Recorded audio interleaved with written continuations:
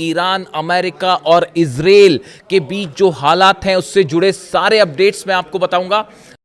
इस वक्त की सबसे बड़ी खबर है, ईरान और अमेरिका के बीच एक बार फिर भयानक जंग शुरू हो चुकी है और ईरान ने अब 3 अरब देशों पर निशाना साध दिया है। अरब देशों पर मिसाइल्स और ड्रोन से हमले शुरू कर दिए। देखिए, लगातार दूसरे दिन अमेरिका ने ईरान पर हमले किए हैं। ये हमले 3 आइलैंड्स पर हुए हैं, 3 ठिकानों पर हुए हैं। सिरिक आइलैंड, केशम आइलैंड और बंदर ए लेंगा जो शहर है, यहां पर ये हमले किए गए।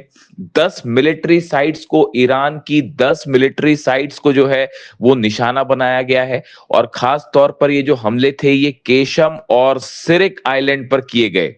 और अमेरिका के फाइटर जेट्स F-35 जेट से ये हमले किए गए हैं। बताया जा रहा है कि जो एयरक्राफ्ट कैरियर्स खड़े हैं अमेरिका के, वहां से इन जहाजों ने टेक ऑफ किया और भारी बमबारी की गई है ईरान के इन द्वीपों के ऊपर। उसके बाद हालात ये हैं कि ईरान ने जबरदस्त पलटवार शुरू कर दिया है। बहरीन में, कुवैत में, इराक में इस समय हमले जारी हैं। सबसे बड़े हमले बहरीन और कुवैत में हुए हैं।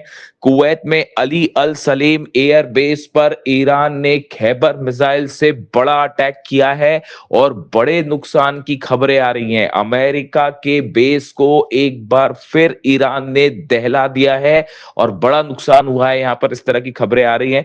देखिए, अली अल सलेम एयरबेस जो है कुवैत का, यहां पर बड़ी संख्या में अमेरिका के जेट्स मौजूद हैं, अमेरिका के सैनिक मौजूद हैं और इसे निशाना बनाया गया। और एक बार फिर अमेरिका का पेट्रियट सिस्टम खैबर मिसाइल के सामने बुरी तरह से फेल साबित हुआ है। बताया जा रहा है कि कई ड्रोन्स भी लॉन्च कर दिए गए हैं कुवैत के ऊपर और कई जगह धमाके की खबरें भी आ रही हैं इस समय कुवैत पर, यानी कुवैत पर बड़ा हमला कर दिया है ईरान ने। इसी के साथ जो है बहरीन में पोर्ट सलमान बेस है, मनामा में, बहरीन की राजधानी में, जहां पर अमेरिका का अड्डा है। खास तौर पर फिफ्थ फ्लीट जो है नेवी की, जिसको पहले भी कई बार ईरान ने निशाना बनाया है। और अब एक बार फिर बहरीन में लगातार दूसरे दिन ईरान की तरफ से बड़े मिसाइल अटैक शुरू हो गए हैं। देखिए, कल जो है वो बहरीन पे जो हमले किए गए, वो मुख्य रूप से ड्रोन स्ट्राइक्स थी। जो कल हमले किए थे ईरान ने, उसमें शायद 136 ड्रोन्स का इस्तेमाल किया गया था और ड्रोन अटैक किए गए थे। लेकिन अब जो है वो बहरीन पर बड़ा मिसाइल अटैक कर दिया है ईरान ने। खैबर मिसाइलें बरसा दी हैं फिफ्थ फ्लीट अमेरिका के हेडक्वार्टर पर। यहां पे भी कई जगह से धुआं उठता दिखाई दे रहा है और बड़े नुकसान की खबर आ रही है। इसी तरह से इराक में वो ग्रुप जो कि ईरान के खिलाफ है, उनके ऊपर भी लगातार हमले जारी हैं ईरान की तरफ से। देखिए, हालात ये हैं कि पूरे दुबई में, अबू धाबी में, सऊदी में, कतर में, सब जगह अलर्ट कर दिया गया है कि कभी भी ईरान की तरफ से इन देशों पर भी बड़े हमले हो सकते हैं। अब ये एमओयू को जो साइन हुआ था अमेरिका और ईरान के बीच में, इसको लगभग लगभग रद्द माना जा रहा है, कैंसिल माना जा रहा है। और जो हालात हैं वो एक बार फिर जंगी हो चुके हैं और ईरान की सेना भयंकर गुस्से में है। देखिए, ईरान ने ये कह दिया है कि ये उकसावे की कार्रवाई, जिस तरह से हमले किए गए, उसका बड़ा बदला लिया जाएगा और डोनाल्ड ट्रंप को और अरब देशों में जहां भी अमेरिका के बेसिस हैं, उन सब देशों में हमले किए जाएंगे और कड़ा सबक सिखाया जाएगा। देखिए, ये मामला जो है, हालात कैसे बिगड़े। पहले ईरान की तरफ से ये बात कही गई कि एक जहाज हमने देखा था जो क्रॉस करने की कोशिश कर रहा था, सिंगापुर का जहाज था। उसने बिना ईरान की सेना के परमिशन के एक नए रूट का इस्तेमाल करते हुए हॉर्मुज को पार करने की कोशिश की, तो ईरान ने उस पर हमला किया। ये पहला जहाज था जो अभी ये नए दौर का विवाद हुआ इसमें हमले को लेकर। और कल फिर ईरान की तरफ से एक जहाज को निशाना बनाया गया है जो कि उसी नए रूट से निकलने की कोशिश कर रहा था।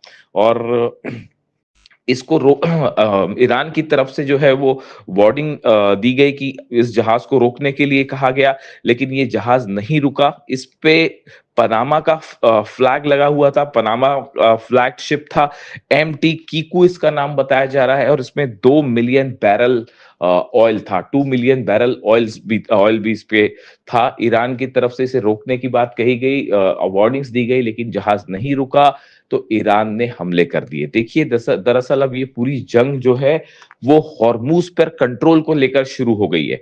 एमओयू जो साइन हुआ है उसके मुताबिक हॉर्मूज से जो जहाज निकलेंगे वो पूरी तरह से ईरान की देख रेख में निकलेंगे। यानी हॉर्मूज खुलता है तो ईरान की देख रेख में जो है वो खुलेगा। लेकिन अब हालात ये हैं कि अमेरिका कई अरब मुल्कों के साथ मिलकर हॉर्मूज में एक नया रास्ता बनाने की कोशिश में जुटा है।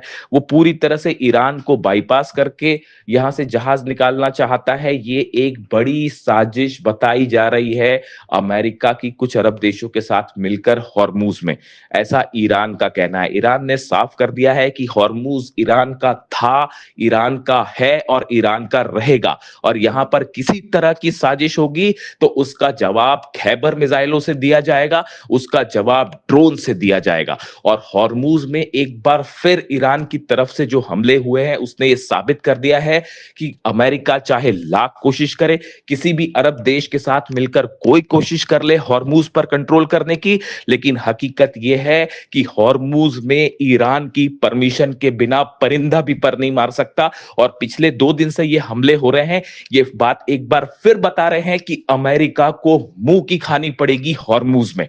देखिए हालात ये है, ये जितने समय का सीज फायर रहा, जितने आइलैंड्स थे उन सब आइलैंड्स पर ईरान ने अपने मिसाइल लॉन्चर्स को मजबूत कर लिया है, अपने ड्रोन लॉन्चर्स को मजबूत कर लिया है। इसका नतीजा यह है कि अगर ईरान की सेना की जानकारी के बिना जहाज निकलने की कोशिश करेंगे तो ईरान सीधा उन्हें निशाना बनाएगा और अमेरिका उनकी रक्षा नहीं कर सकता। आज बहरीन पर जिस तरह से हमले हो रहे हैं, कुवैत पर हमले हो रहे हैं, इसने एक बार फिर साबित कर दिया है कि अमेरिका अरब देशों की रक्षा नहीं कर सकता। अरब देशों का विश्वास अमेरिका से उठ चुका है। इसीलिए ईरान की तरफ से कहा गया था कि आप अमेरिका को एयर स्पेस ना दें, अमेरिका को हमले करने के लिए अपने देश की जमीन ना दें, वरना अंजाम बुरा होगा। और एक बार फिर मामला उसी तरफ बढ़ता दिखाई दे रहा है। अब हालात ये हैं कि एमओयू और सीज फायर जो है वो पूरी तरह से तार तार हो चुका है, मामला बिगड़ चुका है। डोनाल्ड ट्रंप की तरफ से एक बार फिर नई वार्निंग आई है। डोनाल्ड ट्रंप ने कहा है कि no longer able to be reasonable. उन्होंने कहा है कि अब और संयम नहीं बरता जाएगा, ज्यादा रीजनेबल और नहीं हुआ जा सकता। Would be forced to militarily complete the job. उन्होंने कहा है कि अब सेना की मदद से हमारा लक्ष्य पूरा किया जाएगा। इसे एक प्रकार से इस बात का ऐलान माना जा रहा है कि अब अमेरिका और ईरान के बीच हालात और खराब होंगे और बड़ी जंग शुरू हो सकती है। इसी बात की वार्निंग रूस की तरफ से दी गई थी, इसी बात की वार्निंग चाइना की तरफ से दी गई थी। मैं आपको बार बार अपने वीडियोस में यह बात कह रहा था कि एक बार फिर धोखा होगा, एक बार फिर धोखा होगा, और देखिए वही बात सही साबित हुई। हमने एमओयू, जिस दिन एमओयू साइन हुआ था उसी दिन हमने अपने पॉडकास्ट में आपको बताया था कि इस एमओयू की कई शर्तें ऐसी हैं जिन्हें पूरा करना बेहद मुश्किल है और ये एमओयू ज्यादा दिनों तक टिक नहीं पाएगा। और इस एमओयू के पीछे, पर्दे के पीछे ईरान के खिलाफ कई साजिश रची जा रही है। हॉर्मूज पर कैसे कब्जा किया जाए, इसकी साजिश है। ईरान के यूरेनियम पर कैसा कब्जा किया जाए, इसकी साजिश है। और कई अरब देशों की के साथ मिलकर अमेरिका एक बड़ा प्लान तैयार कर रहा है ईरान के खिलाफ। और देखिए एक बार फिर वही बात निकलकर सामने आ गई है। और अब नतीजा ये है, ईरान की सेना ने इस बात को साफ कर दिया है, नए बयान आए हैं आरजीसी की तरफ से, ईरान की सेना की तरफ से, कि आने वाले वक्त पे अरब देशों में जितने अमेरिकन बेसेस हैं उस पर और भयानक हमले किए जाएंगे। हॉर्मूज में हर चैलेंज का सख्त जवाब दिया जाएगा। ऐसा करारा जवाब जो शायद पहले भी नहीं देखा होगा। बताया जा रहा है ईरान एक बहुत बड़े हमले की प्लानिंग कर रहा है। हालात देखिए लेबनान में भी जिस तरह से है, लेबनान में एक बार फिर जो है नेतन्याहू ने बमबारी शुरू कर दी है और वहां पर भी मौतों की खबरें आ रही हैं। ऐसा ही हाल गाजा का है। लेबनान में जिस तरह से समझौता हुआ, लेबनान की सरकार जो कि अमेरिका की पिट्ठू है, उसके बीच में और इजराइल के बीच में उस समझौते को मानने से लेबनान के लोगों ने ही इनकार कर दिया है। नतीजा ये है, सड़कों पर हजारों लोग हैं, लाखों लोग हैं जो इस समझौते का विरोध कर रहे हैं, इजराइल का विरोध कर रहे हैं। लेबनान में जो है वो ऐसे हालात हैं कि सड़कों पर लाखों लोगों का प्रदर्शन और गुस्सा देखने को मिल रहा है। एक सिविल वॉर छिड़ चुका है। ऐसे में लेबनान से इजराइल की सेना का वापस ना आना एक बार फिर इस जंग को और बड़ा रूप दे सकता है। देखिए अभी जिस तरह की खबरें हैं, बड़े हमले जारी हैं इजराइल की तरफ से लेबनान में, और दक्षिणी लेबनान में खास तौर पर कई ठिकानों को निशाना बनाया गया है जिसमें कई लोगों की मौत की खबरें भी आ रही हैं। देखिए ये ऐसे हालात हैं जिसने एक बार फिर जो है पूरे मिडिल ईस्ट को एक जंग की तरफ आगे बढ़ा दिया है। अब ये एमओयू सिर्फ नाम मात्र का बचा हुआ है जिसका कोई नतीजा निकलता नहीं दिख रहा है, और हालात एक बार फिर जंग की तरफ बढ़ गए हैं और ऐसा लगता है कि शायद फिर से एक बार बड़ी जंग छिड़ सकती है। लेकिन फिलहाल जो हालात हैं, अरब देशों पर ईरान की बड़ी स्ट्राइक्स शुरू हो चुकी है। देखिए कल जब अमेरिका की तरफ से पहले स्ट्राइक की गई ईरान के ऊपर, और उसके बाद जब ईरान ने जवाब दिया, ईरान की सेना ने जब जवाब दिया और बहरीन पर हमले किए, उसके बाद आईआरजीसी की तरफ से एक बयान रिलीज़ किया गया और उस बयान में कुरान की एक पंक्ति का जिक्र है, और ये बिल्कुल वही संदेश है जो अली खामेनेई साहब ने अपनी शहादत के चंद दिनों पहले सोशल मीडिया पर पोस्ट किया था। देखिए मैं अक्सर इसका जिक्र करता हूँ। मैं अली खामेनेई साहब के जितने संदेश थे मैंने सब उनको फॉलो किए। उनकी शहादत के पहले जितने उनके वीडियोस थे मैं उनको फॉलो करता था। आखिरी जब उन पर हमला हुआ उसके चंद दिनों पहले उन्होंने अपने सोशल मीडिया पर एक पोस्ट उनके हवाले से किया गया था जिसमें कुरान की कुछ पंक्तियों का जिक्र था, जिसमें ये लिखा गया था कि अगर कोई आप पर हमला करता है तो उसको बिल्कुल उसी के अंदाज में जवाब दीजिए। ये बात अली खामेनेई साहब ने पोस्ट की थी और ये अमेरिका और इजराइल के रेफरेंस में उन्होंने पोस्ट की थी कुरान की पंक्तियों का, आयतों का जिक्र करते हुए। यानी देखिए अली खामेनेई साहब ने जो बात कही बिल्कुल उन्हीं पंक्तियों का इस्तेमाल अब ईरान की सेना ने भी किया है और आईआरजीसी ने भी इन्हीं पंक्तियों को पोस्ट किया और ये कहा कि अगर कोई आप पर हमला करता है तो उसको उसी की भाषा में जवाब दिया जाना चाहिए। और ये रेफरेंस था अमेरिका के हमलों का, जिस तरह से अमेरिका ने हमले किए और बिल्कुल अली खामेनेई साहब ने जो रास्ता दिखाया उसी पर चलते हुए ईरान की सेना ने एक बार फिर अमेरिका के बेसिस पर जबरदस्त अटैक किया।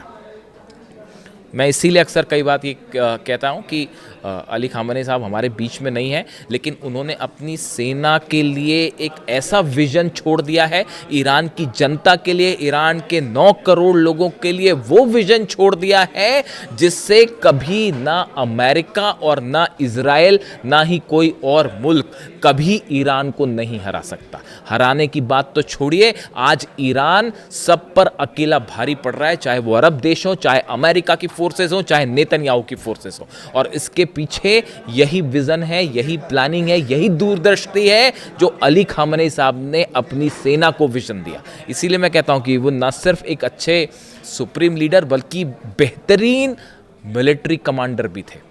और ये ही उसका, ये जो कल ईरान की सेना ने जिस तरह से स्ट्राइक की और वो मिसाइल्स रुक नहीं पाई, ड्रोन्स रुक नहीं पाए और जिस अंदाज में हमला किया, ये एग्रेसिव जेस्चर बताता है कि अली खामेनेई साहब ने जो है वो ईरान की जीत सुनिश्चित कर दी है।